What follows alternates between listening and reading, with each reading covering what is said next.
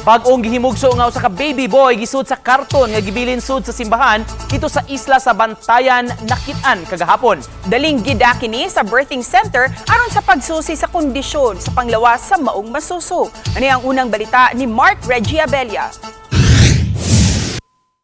Pasado alas 4:30 sa buntag kagahapon, human gipasugaan ang simbahan sa Sacred Heart of Jesus Parish sa Tangkong Bantayan Island, nakurat na lang sila human adunay nakit ang usa ka karton nga gibilin kilid sa imahen sa Sacred Heart of Jesus. Dinhi ilang nasayran nga adunay usa ka masuso nga gisud sa karton. Daling gidala kini ni Father Arvin Pretila, ang kura paroko sa mong simbahan ngadto sa Bantayan Birthing Home aron sisihon ang kahimtang sa panglawas niini. Duda ni Father Arvin nga pasado alas 2 sa kadlaw gibilin ang masuso. Nakadungog po ko sa na may tindahan at bang sa simbahan.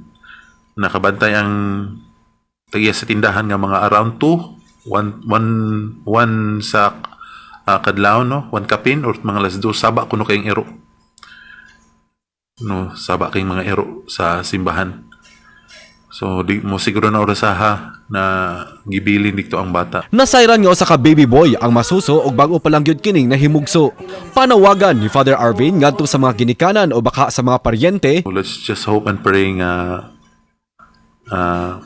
mutumaw ang naimuklim atong nga parents or mga relatives ato.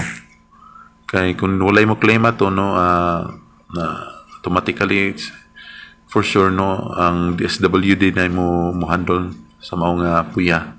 Gipatawag na sa DSWD ang mga barangay health worker nga sakop sa mga parokya kauban ang ilang mga barangay kapitan aron sa pagsuta kung aduna bay bag-ong nanganak sa ilang dapit. Ning pagsuwat ning balita, duha pa ka barangay ang niadto og puros negatibo nga gikan sa ilaha ang posibleng inahan sa masuso.